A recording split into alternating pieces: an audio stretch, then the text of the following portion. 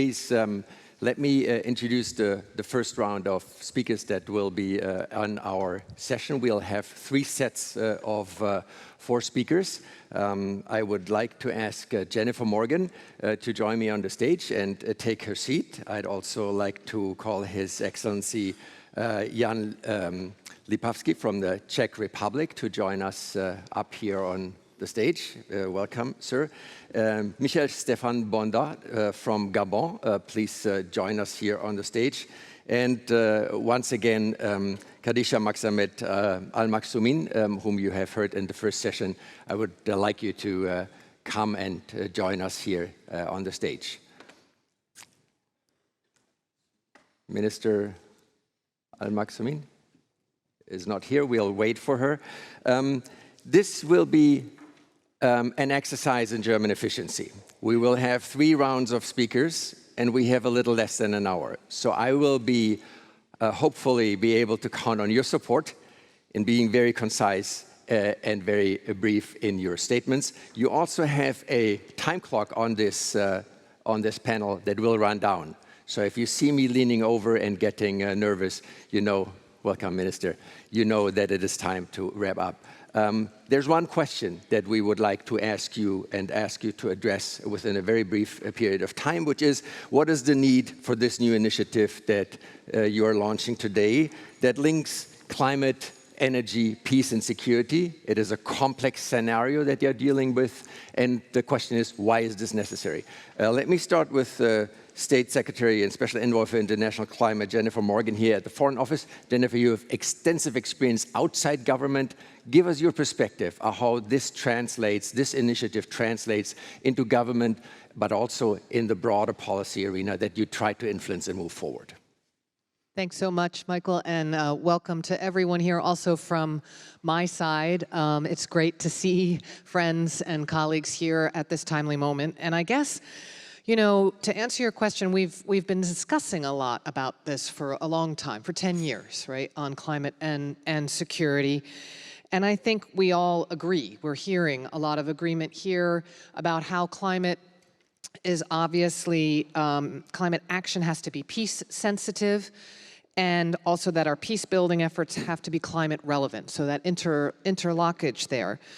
But I think, and we think it's time, I think we all think it's time to move from studies, from discussion into action. And that's why we need this Climate for Peace initiative.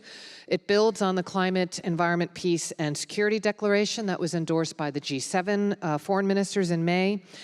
And what's it going to do? Well, the idea together, from a country-driven perspective, is to actually promote, coordinate, and advance concrete projects on the ground. So it has to be informed by the situation on the ground, because obviously they're each different. And that's why we need participation both from project implementers and from countries that are the most affected by climate-induced security risks. That's very important. So thank you all for joining that. If you start something like this with partners, well, then you need to say, okay, what are we going to do? So Germany's first contribution to the initiative is our peace pillar of our Weathering Risk Initiative. And the peace pillar actually is going to implement concrete projects based on the risk analyses provided by Weathering Risk. So if you look, you'll see those risk analyses there. The idea and the purpose is to test the different peacemaking and peace-building approaches in the areas of climate-amplified conflict, such as resource sharing arrangements. And to date, we're working with partners in Iraq, Yemen, and the Gulf of Bengal, and projects in Nigeria and Somalia are in the pipeline. So getting on the ground, looking at those types of projects, we're going to regularly share information on the project's impacts with you at the Climate for Peace initiative. And I think we hope to bring those successful approaches to scale together with you. We've heard the need to move into action on the ground, context specific, linking the data, which we heard about in the first session, with the realities on the ground, and then looking, okay, how can we learn from each other and scale up? Thanks so much. Thank you so much, Jennifer. Also, thank you for staying on time. That was exemplary, and you set the standard here. Minister Lipavsky, your country has taken over the EU presidency this summer. That provides you extra leverage in moving forward on climate and security issues that are at the core of what you're interested in. Give us a little bit of an idea how this connects to the broader initiative. So thank you very much for this conference, for the invitation, and for your interest. Yes, the Czech Republic is presiding the Council of the European Council, and there is many issues where we are pushing this agenda ahead, and it is one of our priorities for the Czech presidency. So we are very much focused on disaster risk reduction in the context of climate change and fragility. And I have to say that, for example, the implementation of Sendai framework on disaster risk reduction is one of the big priority. And we need to be working on those early warning systems, preparedness, anticipated humanitarian action, and adaptation measures, which all builds to resilience in the times of climate change, and to have this climate resilience. Of course, it is very much connected to security.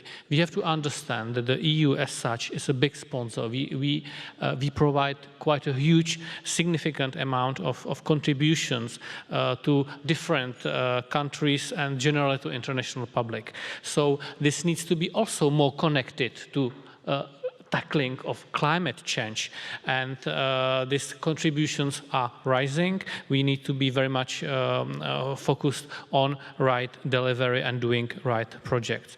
And in the end of the day, I would like to also mention the quality of governance. It's not only about to understand and agree that we have a problem. It's not only about that we dedicate enough money and resources to solving of that. We need to do it also efficiently and in accordance with governments in those countries which are necessary to have on board.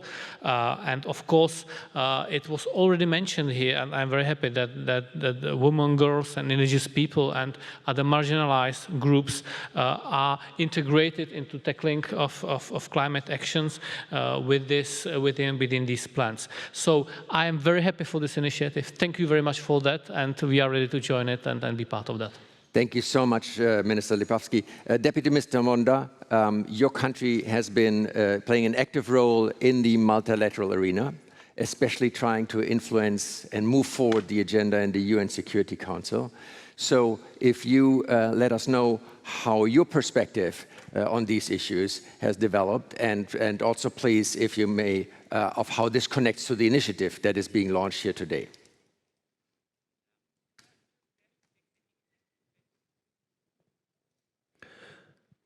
Merci.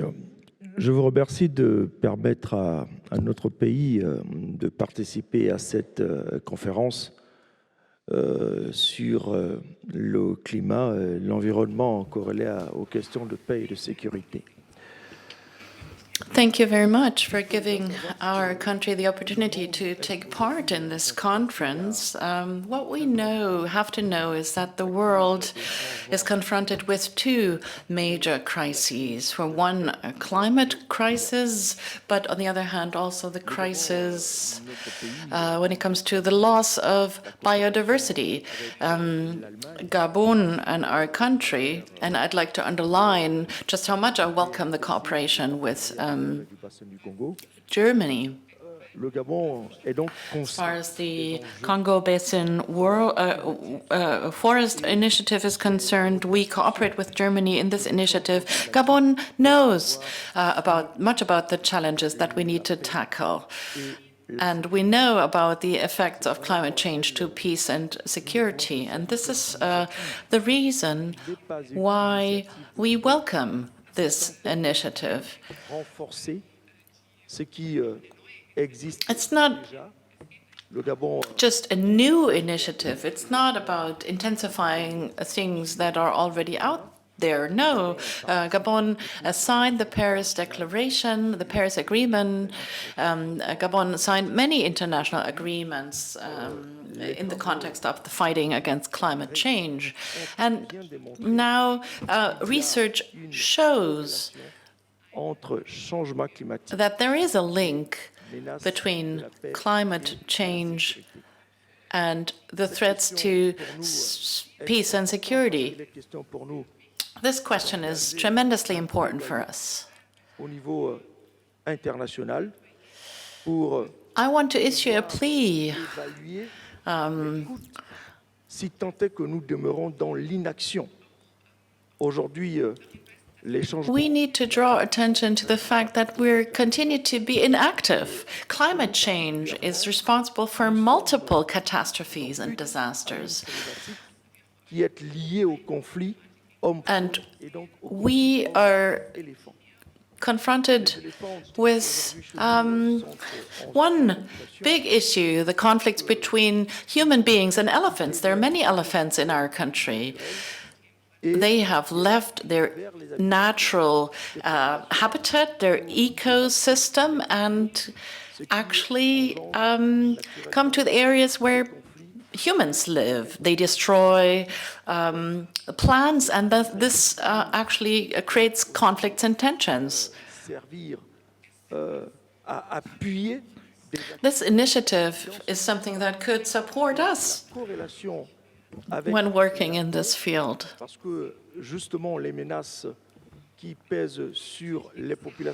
And of course, what's also at stake is peace, because when parts of the population are threatened, then of course we also have to mention the food crises. When there are difficulties to grow plants because of drought, then of course this has repercussions on the population. People leave the areas where this is no longer possible, and this could create further conflicts. We talked about the issue of water. Problems around that also affect Ethiopia and Eritrea, so we're seeing a water crisis there. For us, it is important that we focus on all these questions, that we deal with these issues, that we look at it from a global perspective. We need to make sure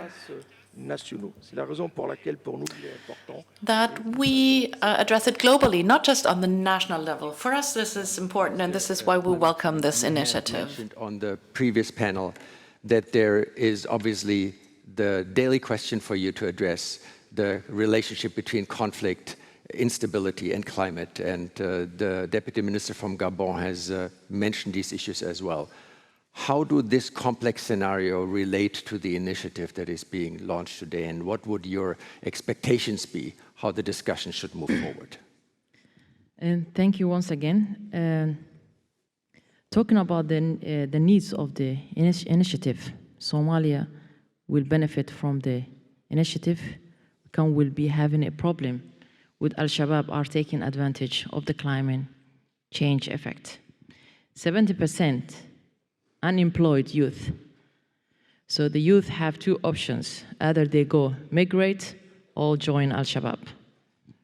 Displaced of people target for the terrorism organization, Al-Shabaab offer insensitive financial promises. As the water becomes scarce in Somalia, for example, in a water wells become dry in the community will move to other areas, and then the community clash. It happens competition over the water of the community. So initiative should support funding program, and the projects and capacity building are needed urgently in Somalia. We are committed to work together with our international partners, and let's us get a climate finance down to where it matters. Thank you. Thank you so much for this very impassionate plea. Thank you all for kicking off this new initiative. Thank you so much for your interventions. You kept them brief and crisp. I very much appreciate this. If you exit the stage to the left, I will ask you to welcome the next set of speakers. Thank you very much.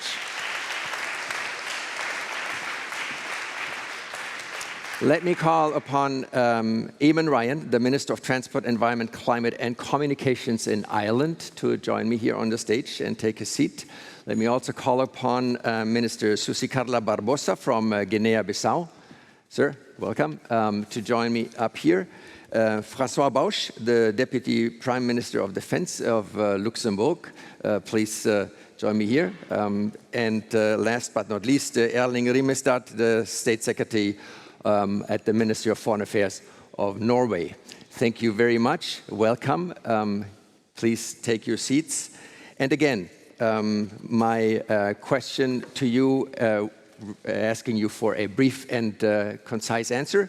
I will ask His Excellency Eamon Ryan to speak first. And the question is, as you know, what could and should action under the Climate for Peace initiative look like? Minister Ryan, you are the former leader of the Green Party. You are a very experienced politician. Let us know how this translates into tangible action. Well, thank you. The first tangible action, I suppose, from our side was in our place in the UN Security Council with Niger. Annalena Baerbock mentioned it earlier on. That resolution, and I think it's important to note, it got the second largest backing ever in the UN Security Council, 113 votes blocked by Russia. But that took on that work that the German government had done previously. So we do have to keep continuing in international speaking out for climate and security being taken seriously. But we also, as I heard Jennifer Morgan and others say, we have to be practical and specific now. And an example of that Ireland would give, one of the projects we're engaged in, is working with Kenya and with Nigeria and working with International Alert, an organization to develop peace projects.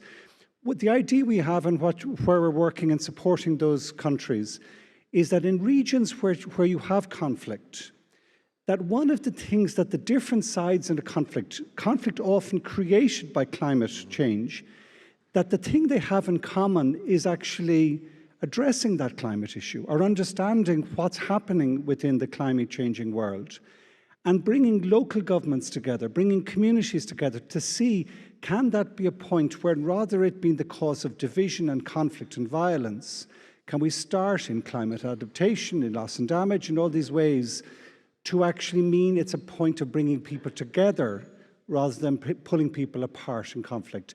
And that's one specific project the Irish government is working on to try show a working example on the ground how we bring peace and climate together. Since you've been so brief, let me follow up with a very short question. Do you think governments, by and large, within the context of climate security, are doing enough to empower NGOs and bring other actors into the arena that might be helpful and efficient when it comes to translate action to the local and regional level, as you have just mentioned? No, we're not doing enough. The UN presented a major report yesterday showing that the real risk in coming decades, short decades, of areas of the world becoming uninhabitable. Yes. And we're not doing enough. We need to step up in every aspect, in mitigation, in adapting, but also involving and supporting civil society and NGOs. I think we need to go to Egypt this year, and probably the most important thing to do is that we commit to do more, particularly in the financing, particularly in the development banks, the IMF, the World Bank, the Asian Bank, the African Bank, the European Investment Bank, to finance. It is, yes, the NGOs, but also critically, the money has to follow our intentions and our words. And that money spent on that peace project will save us all the money spent on weapons and other ways of trying to defend the world. Thank you so much. Minister Barbosa, this is not an abstract question for you because your country is exposed to climate change and vulnerable. Give us your perspective, please. Thank you very much. I would like to start. I think I have it. Thank you. Thank you very much. I would like to start by thanking the German government for the invitation that was made to Guinea-Bissau to participate in this conference. As you said, it's correct. It's very important for us to gather here today to find concrete measures and policies in order to combat the problems caused by climate changes. Guinea-Bissau, as you said, is one of the vulnerable countries. We are between the 10 most vulnerable countries in the world, so it's of our interest to be here and to share our experience. As you may know, we are a country that has a very low level in the territory, and we have 88 islands, which are in the very risk in case of the rising of the water's level. In this situation, I think it's very important to take in consideration the reality of the Equa sub-region. The Equa sub-region now is facing several problems due to the coup d'etats that have been happening frequently. In the last 2 years, we've had 5 coup d'etats in 3 of the countries and 2 attempts in 2 different countries, mainly Guinea-Bissau and also Niger that's here. So these all are consequences directly to the security of the population, and they reflect directly in the changes of life of the population that has to immigrate in consequence of these, sometimes to areas that are not so appropriate to live and to even develop agriculture, which is the main basis of our economy in most of our countries. Thank you so much. And again, we've been very quick, so let me follow this up with a question. We were talking about how to translate the urgency of the now into concrete action. Especially smaller countries have often challenges to be heard in larger multilateral environments. What is your expectation with regard to the initiative that is here being launched today in Berlin that might benefit your country in a tangible manner? Well, first of all, I think it's important to know the different reality. Even though we are African countries, some of us have different realities according to the situations as I have described. So it's important that the projects that are going to be implemented really observe these differences of each country. So one of the things I think is more appropriate, and I can say by the point of view of my country and the sub-region countries, is that it's important to include women. Why? Because in most of our society, who is really responsible for the family and for implementing the immediate policies are women. And they are much more committed. And we've realized that all the projects that include women empowerment are the ones that really result and have more effect. Because in most of these societies, women are the ones responsible for bringing water, for giving food, to bringing children to the school. And most of the time, if women are not included, most of these projects will fail. So it's important to have this gender issue in each of the projects that's going to be implemented in our countries. Thank you so much. Deputy Prime Minister, you have been working on the interface between climate and security for a long time. Is the security sector, as the military, armed forces going to be allies in these discussions? And if so, should they be part of this initiative and this conversation? Or are we happy to be among diplomats and climate specialists? Yeah, first of all, thank you for taking this initiative and organizing this conference, and especially also inviting me as a defense minister here. As far as I noticed, I'm the only defense minister at this conference.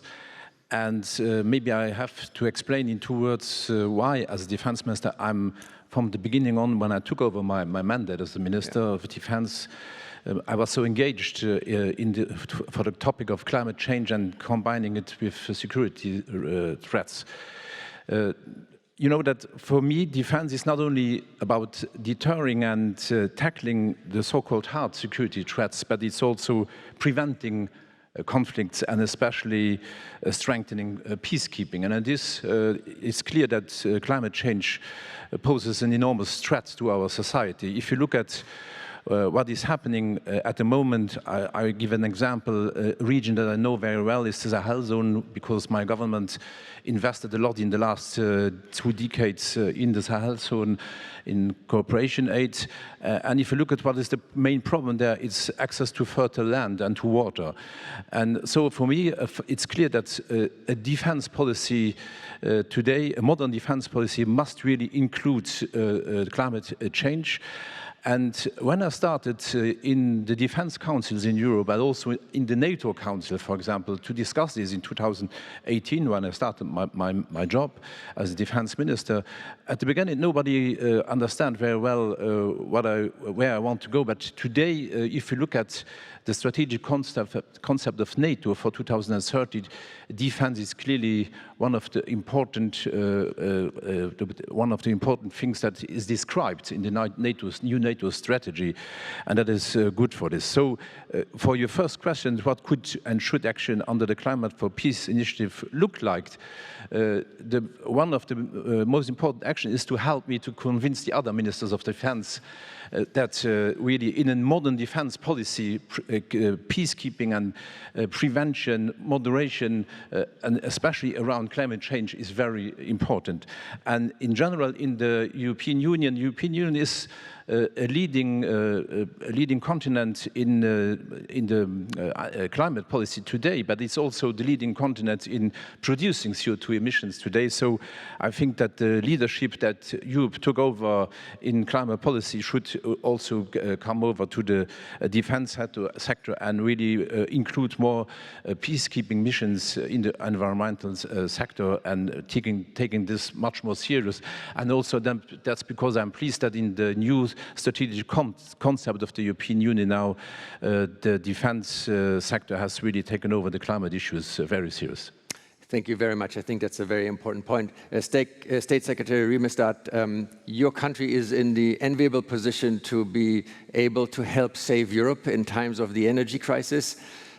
Independently of that temporal situation, energy security and climate change have to go together, hand in glove, if we want to make progress. So from your perspective, given that you are in a very specific situation in Norway, what are your expectations and your hopes for this initiative?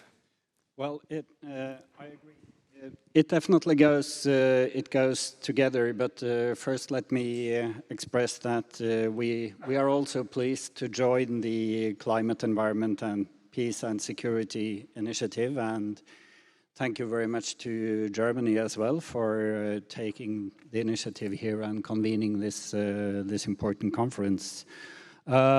We, like many others, feel that we cannot find lasting security without addressing the climate crisis, and it's a matter of finding a collective response, and that's really our biggest challenge today.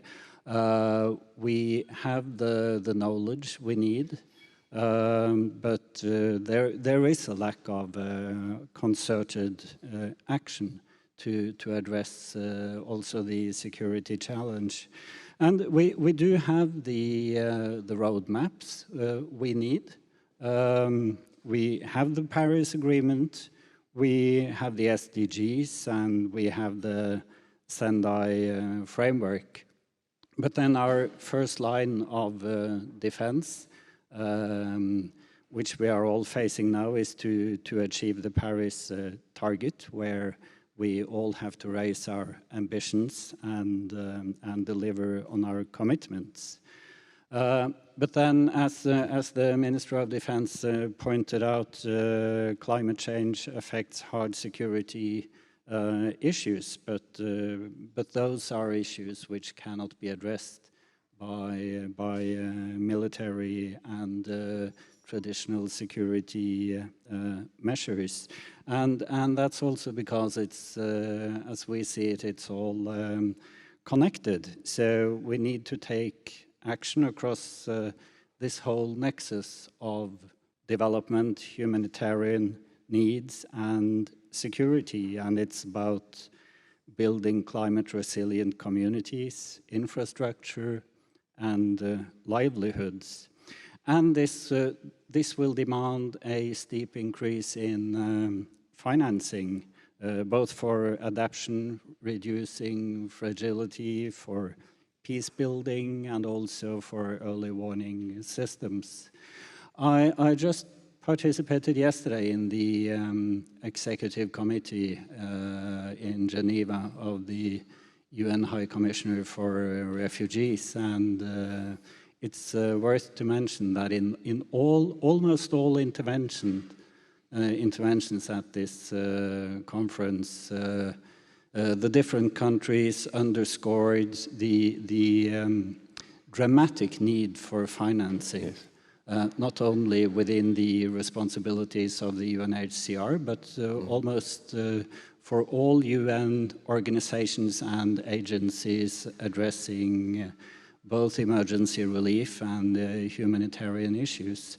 And this it all goes together if we have a dramatic lack of financing in one area and of attention in one area, we will also affect our ability to address other questions like the one we are dealing with today. And also for us as donor countries, we should take the Nexus challenge seriously and see how do we really organize ourselves. What can we do about our budget lines, the way we align programs and so on. So there is a lot we can do by cooperating differently and thinking differently. Thank you very much, State Secretary. Let me ask you one very quick question, because Norway has invested tremendous resources over the last decades into the global good in these issues, and you had astonishing support within your own population. If today somebody says, this is really nice, we've done a lot to save the world, but energy is expensive, Norway is an energy wealthy country, let's just focus on our interests and do less for the world. If you had 3 sentences, 20 seconds to give a response to that concerned Norwegian citizen, what would your answer be? Well, my answer will be that there is a lot we can do in the field of sharing technology, building competence and building capacity, and also utilizing the networks which are already out there in the international community. We have excellent organizations, but we need to connect the system much more closely together. Thank you very much. Thank all of you for being part of the second round. If you exit the stage to your left, I'd be grateful. And please join me in thanking this panel and also welcoming the next and final group. I would like to call upon the Deputy Prime Minister for Foreign Affairs of Kyrgyzstan, Aybek Moldogaziev, to join me here on the stage. I'd also like to call once again upon Johanna Sumovori, the State Secretary in Finland. I'd like to invite Patricia Danzi, the State Secretary and Director General of the Agency of Development in Switzerland, to join me. And last but not least, His Excellency Hassoumi Massadougou from Niger. Please, sir, if you would like to, thank you very much, take your seat. I'd like to invite you to be part of this discussion. Again, to all 4 of you, one question, and the question is, what is needed? What more needs to be done? Which basically means it's a question you can answer whatever you want, but I'd like you to be specific if possible and give us some ideas of how to move the process forward. And I'd like to start with the Deputy Prime Minister from Kyrgyzstan to invite you to address this assembly. Thank you. Thank you. First of all, I would like to I would like to thank the government of Germany for the invitation to participate in this conference. It's very important for our side, and specifically, I would like to note that about Germany's big role, big contribution to the combating climate change at the regional and global levels. And in this context, I would like to express our support for the initiative of the G7 countries, climate, environment, peace and security.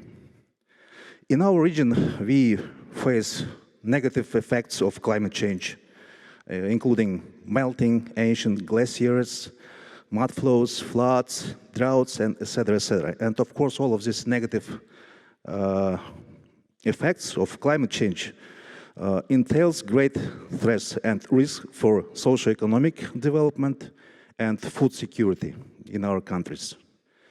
And also, I would like just to inform that in order to face these challenges, our country tables the draft resolution, United Nations General Assembly, during this current 77th session, entitled 5 Years of Action for the Development of Mountain Regions in 2023 and 2027.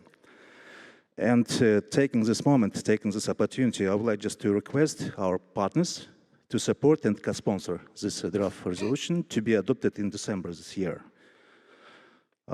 Regarding the regional approach in solving problems related to climate change, I would like to emphasize that this problem is well known in our country, in our region, and within the framework of the 4th consultative meeting of the heads of state of Central Asia this July 2022 in Kyrgyzstan, the regional program Green Agenda was adopted, in which reflected the common vision and objectives of the countries of the region in combating climate change and low carbon development. In order to duly reflect the climate change challenges, of course, first of all, in our opinion, we have to establish effective economic platform to solve these problems, including investment, targeted financing, and also concessional lending for mountain countries.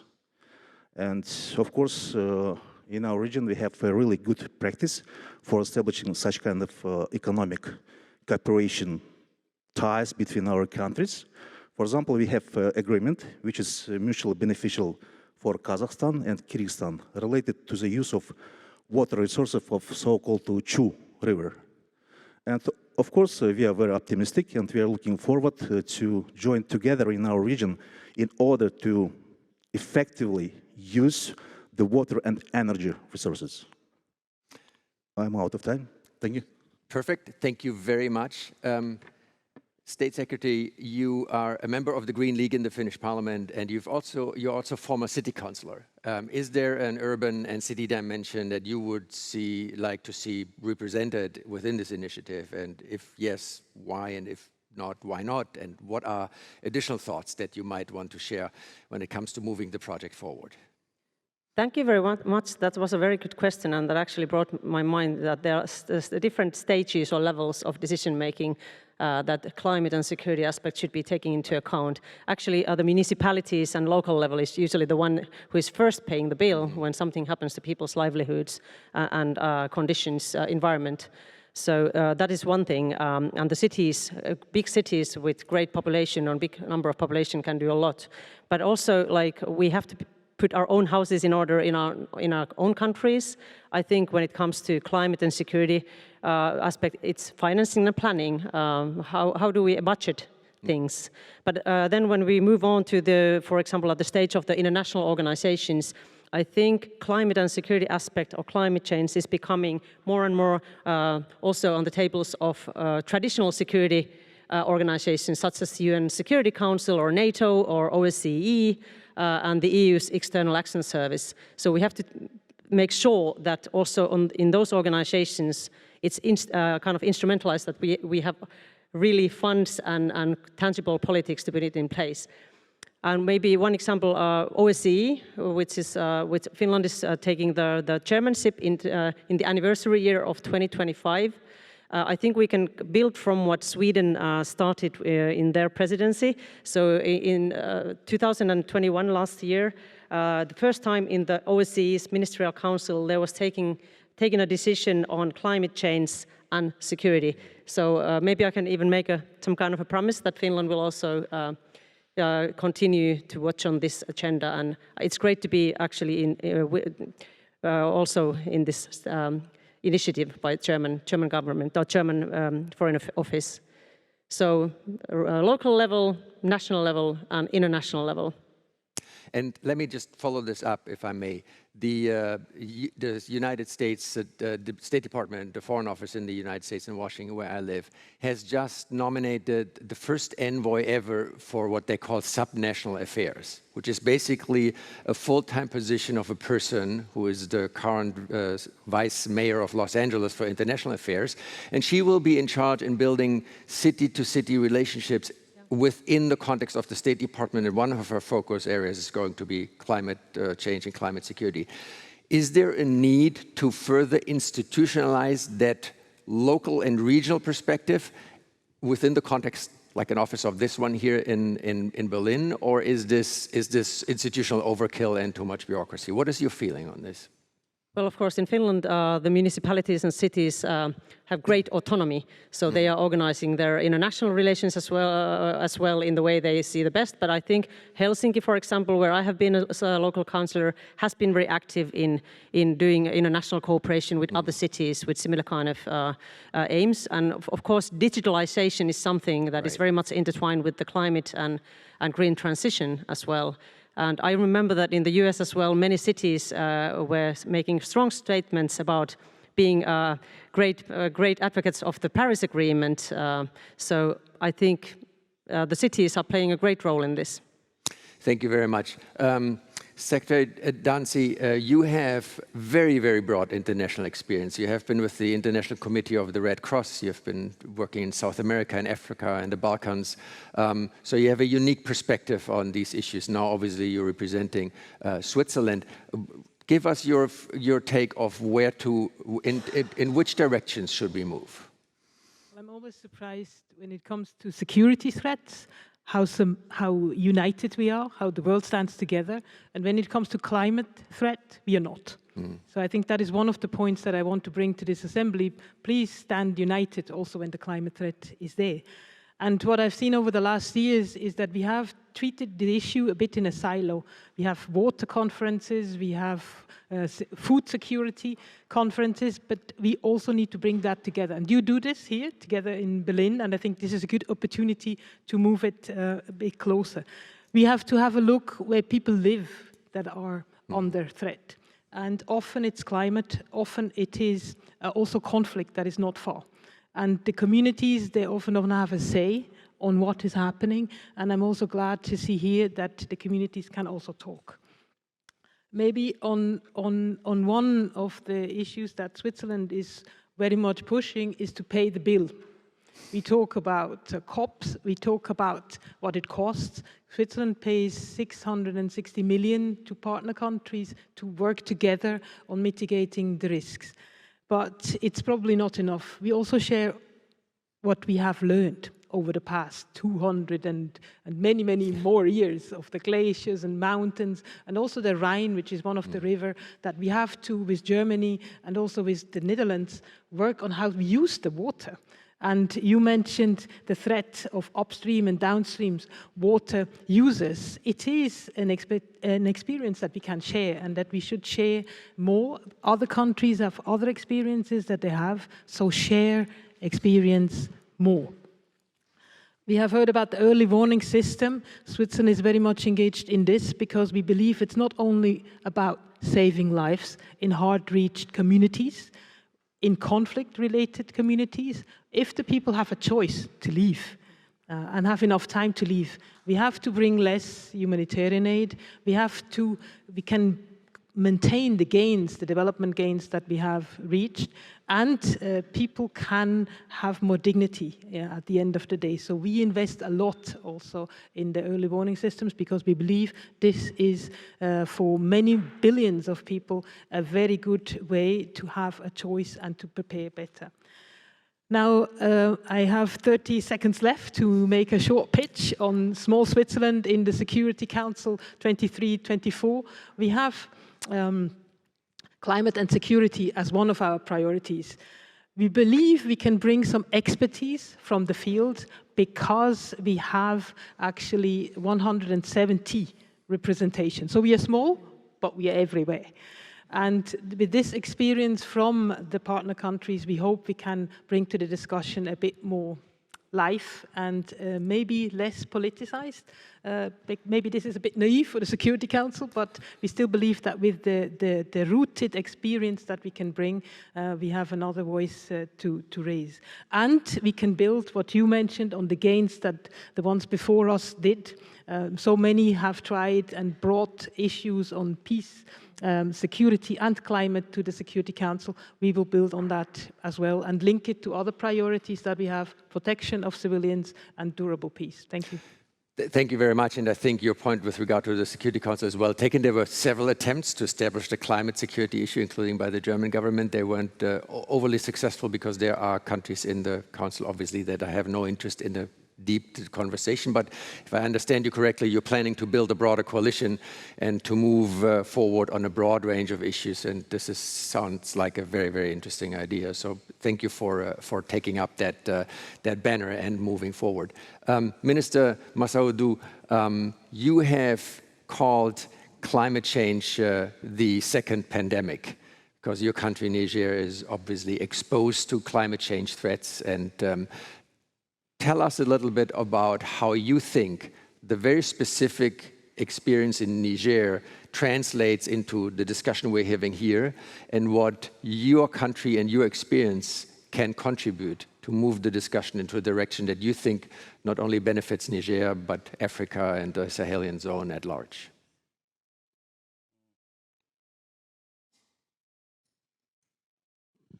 Merci beaucoup. Oui.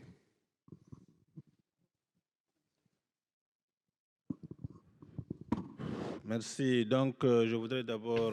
Thank you very much indeed. Allow me, if I may, to begin by thanking the German government for having invited us to this conference. Germany has always been very committed on climate issues.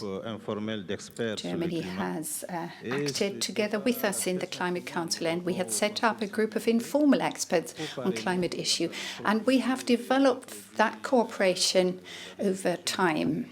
We have introduced a resolution together with Germany and other countries into the Security Council of the United Nations on the topic of the link between security and peace. But unfortunately, one has to say that 113 countries supported that resolution, but it failed at the end of the day because of the Russian veto.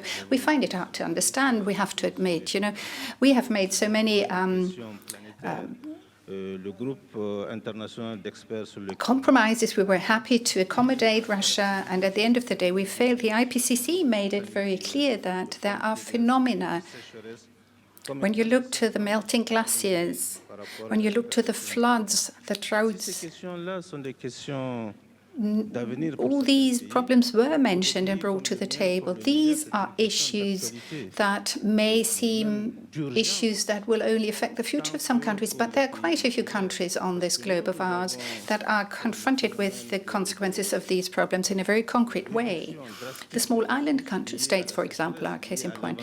For us, our resources are being depleted as a consequence of the series of droughts, of the desertification process. The influence this has on the stock of, on feedstocks, on the production of food, the way this has influenced the lives of the pastoralists and the farmers. Now, how has this come about? The pressure continues to rise because resources continue to be depleted, and this is a dramatic situation, a consequence of climate change. And climate change has also leads to other problems, which at the end of the day lead to an increase in terrorist activities, and it affects not only our countries. We need to develop a catalyst. We need to develop our approaches and adapt them. Climate change, thus, is a very urgent issue as far as Niger is concerned. This relationship, this interlinkage between climate change and insecurity and the way this impacts on the traditional resilience of the people in the respective countries. All of this is linked to climate change. It's a vicious circle, and we want to get out of that vicious circle.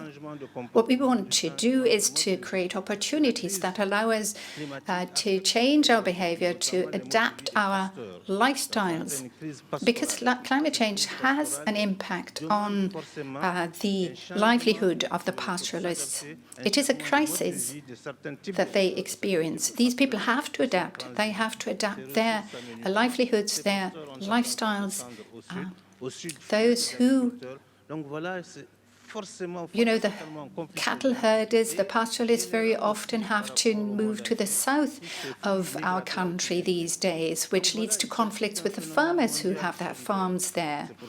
And conflicts in those areas of our country are linked to climate change. So we have to develop a world that is inspired by the spirit of solidarity and acting in solidarity. This is why we made the point that we will make available $400 million to the purpose of climate adaptation. We show our solidarity, and I believe others have to do the same. European countries, North America, South America, we all have to act, and we have to act together. And the proposal that we are submitting to you is to continue to tackle the issue in the Security Council of the United Nations. We will work to make the point that this affects global peace. The Finnish State Secretary made the point that this is an agenda issue for all international organizations. It has to be put on the agenda of all international and global organizations. We've talked about it at ECOWAS, and we put it on ECOWAS' agenda. It's a topic for the United Nations. It's a topic for the World Bank and the IMF. These are all organizations that have to make this topic a global priority on their agenda. This is what I would suggest. These are our plans. And I suggest that this initiative, too, is part and parcel of the debate, which brings us back to the agenda of the Security Council. Even worse than Germans will be when it comes to sticking to time. Congratulations for that. We have time for a few interventions from the audience. So if you'd like to make your voice heard, please let us know. There are microphones in the room. I have trouble seeing whether anyone is going to intervene here. Is there anyone that would like to speak or to ask a question or to continue the conversation into a direction that we haven't covered yet? Please, in the back. Yes, the microphone is coming over here. If there's anyone else, please let us know so we can give you a microphone to save some time. Thanks a lot. My name is Michael Lorenz, and I work at the German Federal Ministry for the Environment. My question relates to the environment part of the Climate, Environment, Peace and Security Initiative. And I just wonder in how far there are already some ideas of including environmental issues over and above climate change and adaptation into the practical initiative. Thank you very much. Is there anyone else so we can maybe collect a few questions? The lady here in the front, if you can just pass on the microphone. Anyone else who would like to? Over here, please.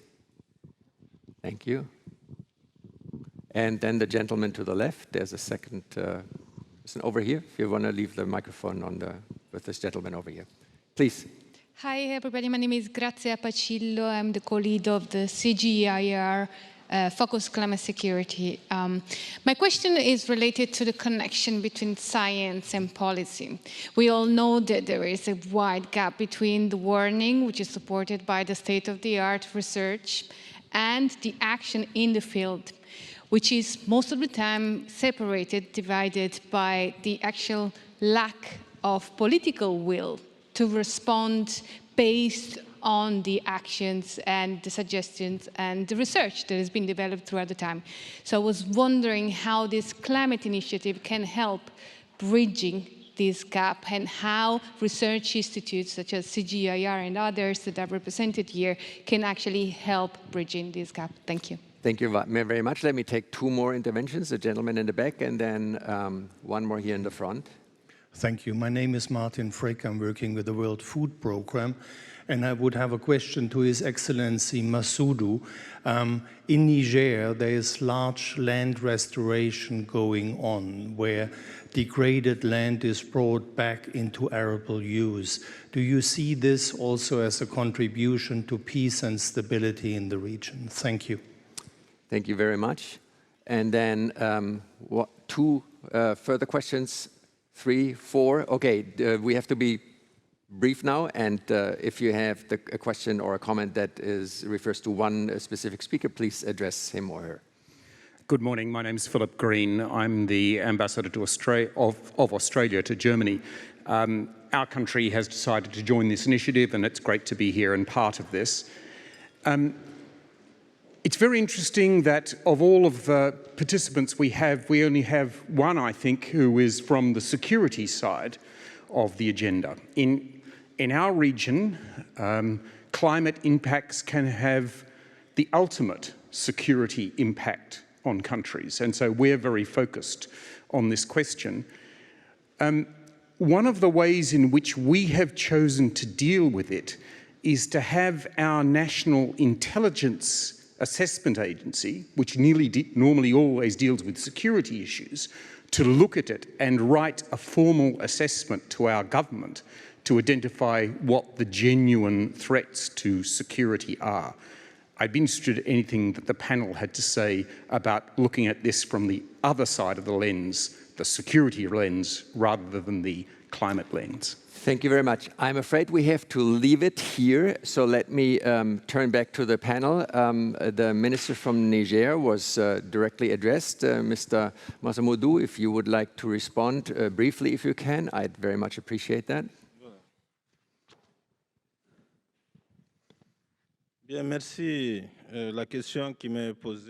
Thank you very much indeed for your question that you have addressed to me directly.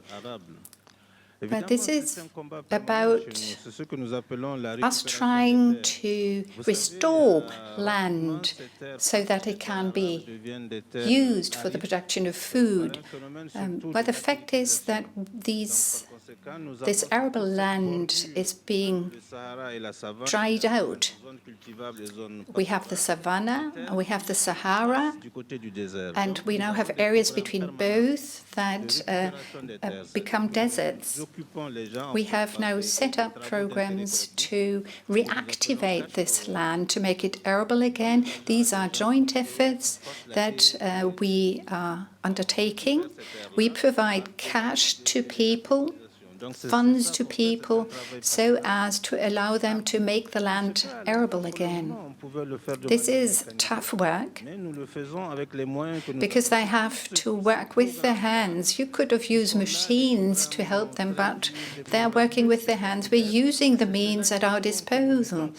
These programs, I have hinted at, mean a lot of hard physical work, but as a consequence of these programs, we are trying to stop the desertification of our land. We want to ensure that our people can continue to till the land, because if we lose this arable land, we will be facing conflicts, and these conflicts will again affect the security of our country. So the degradation of soil and land is directly linked to the security risks we are facing. So that would be my response to your question. At the end of the day, this is very much about us trying to work to ensure that these interests are being defended all over the place. Also in those areas where there is a certain pressure on arable land, to make sure that security people are there to protect the land. And they should also be where conflicts are. We should be very careful to avoid these conflicts turning into armed conflicts. So we have to make sure that many opportunities for development are there, that the security staff is present to protect these opportunities in order to enhance the resilience of our people, instead of driving them into the arms of the jihadists. The other questions. and not be Other tempted ideas to for the move in initiative, different the questions directions. of the role of security and also the question with regard to the role that research institutions may play, refer immediately to what the German Foreign Office has launched. I'd like to bring in State Secretary Jennifer Morgan to address these questions, if you may. Thank you. Thanks so much, and thank you for all of the, it'll come on in a second here, there we go. Thank you. First of all, for all of the examples, and I think the minister now just reflected on the types of projects that cross-cut. I think that's one of the key issues that we're trying to do with the project. So on the questions that came about, the defense community is very welcome. And I think we have to bring in those security issues as well. I think the idea of national intelligence assessments, I mean, something that's very important that could come in concretely as well. There was a question about the environment and the role of the environment. I think there, again, I'm just returning from Kenya and from DRC. There I heard about projects that are about actually using nature-based solutions in order to be building up barriers and making communities more resilient so that they don't have to move. There's a dual crisis here, biodiversity and climate, so we need those types of projects as well. And research institutes are absolutely needed and welcome. There's no early warning systems without understanding where we need to be placing them. So I think they're great examples of questions of the types of work that we need to do to bring in those projects, to look at the cross-cutting nature, where we can learn from each other, and how multifaceted we're trying to work on this, which is challenging, and we need to get specific, because I think if we get specific on projects, then we can look at them and then come across and share across. Thanks so much. Thank you very much, Jennifer. Thank you for your participation in the third and last round of this opening initiative. Thank you for your participation and your questions. I'm sure during the breakout sessions there will be plenty of opportunity to drill deeper and go into more detail.